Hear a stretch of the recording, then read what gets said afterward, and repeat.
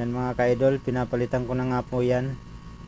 Medyo mahaba po yung heater na naipalit namin kasi wala nang spare nung kasing spec ng tinanggal namin mga ka-idol.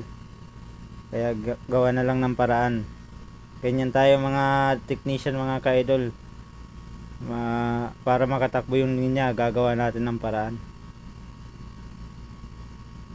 Yan nga po pala ay wrapping machine ng amin snacks, potato chips mga ka-idol.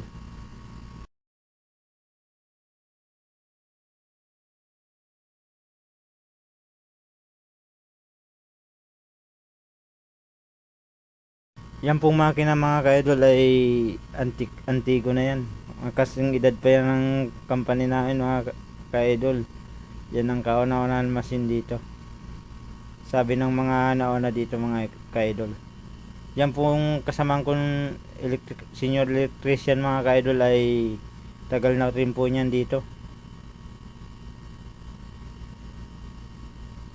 Yan mga ka-idol, pinipix ko na nga yan mga ka-idol. Para mapatakbo na, matesting na mga ka-idol. Kasi tumatakbo yung oras mga ka-idol. Yan nga po. Okay, cable tayo mga ka-idol para yung wire secure, hindi matamaan ng ano. Yan na nga po mga ka-idol. Tapos na kami. Salamat po pala sa panonood mga ka-idol. Please follow my page mga ka-idol. Maraming salamat.